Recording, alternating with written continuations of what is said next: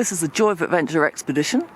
We're wanting to talk to you about the kit that we want you to bring from the kit list if you are coming on any expedition with us. We're at Llanberis Lakes in bottom of Snowdon in North Wales, and it's a November day, but it's absolutely beautiful. I'm delighted that we've got Rod White with us. Rod is one of our instructors who helps us on all our expeditions, and we've of course got Poppy, who is currently snoozing in the bottom of the boat. So this is Rod, and what Rod is going to do is to talk you through all of our kit. Morning, folks. So we've got laid out here an example set of kit that we might take on one of our expeditions. Now, like all of these things, you need to think a little bit about what the weather's going to be on your expedition. Is it going to be roasty hot? Or is it going to be really cold? So if you're doing one of our expeditions at Easter, it could be really cold, but equally, some of the sun ones can be really hot. So you'll tweak the kit a little bit, but this is the basic kit that's on our kit list, probably a minimum. If anything, you'd be adding bits to this.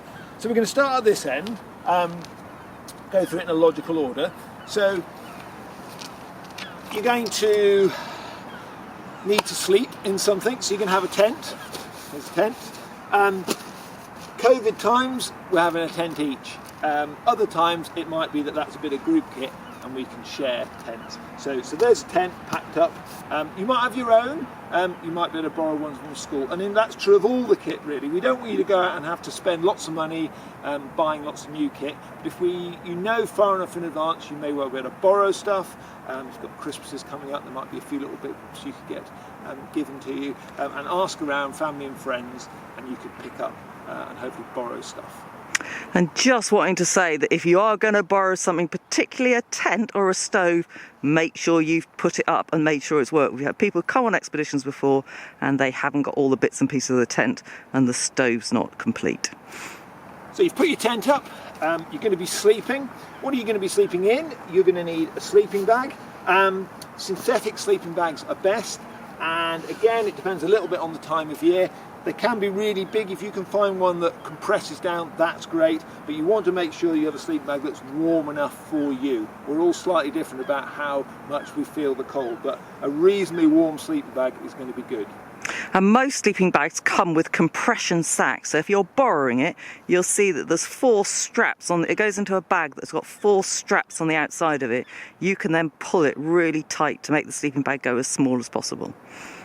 You're going to need to sleep on something, and this is really important. If you just lay your sleeping bag out on the floor, you will get really, really cold. Some of you might have something like this. This is just a simple foam mat. Not a yoga mat.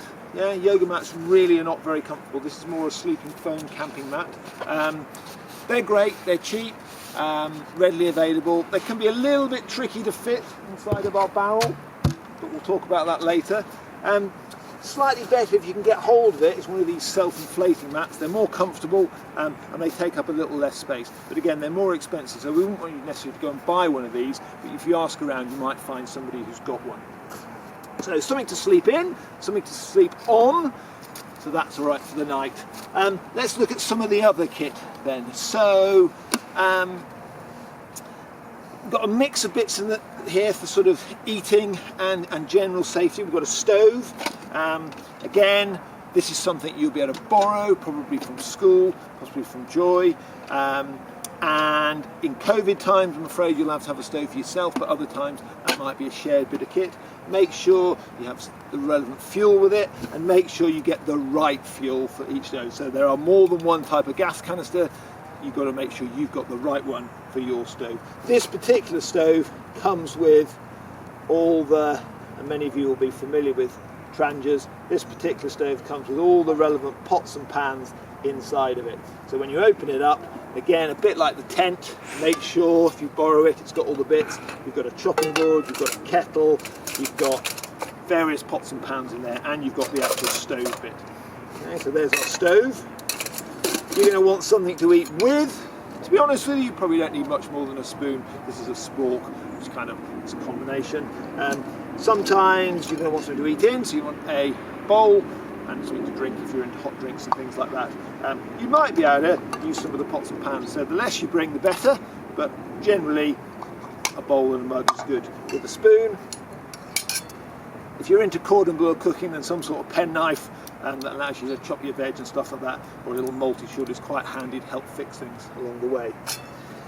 Washing up time, I've got a little scourer. I've actually got a collapsible washing up bowl here that I can use to wash up in, but equally you could bring a very small Tupperware container or something like that.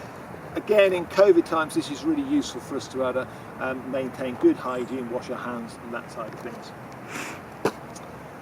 We ask you to bring some water bottles, and we ideally want wide mouth ones like this. Just makes life much easier when we come to help fill the water bottles. And you're probably going to need at least 2 litres worth of water, so that particularly on hot days you've got enough on the river to keep yourself hydrated. Generally we're not drinking river water because it's not great quality. At night, very handy to have a head torch. So in the summer months, long days, probably not going to need a torch much. Easter expeditions, it still gets dark quite early, so make sure you've got a torch. Head torches are ideal. Make sure it's got some fresh batteries in it, and particularly Easter, if you think the night's going to be long, you've got a set of spare batteries to go with it.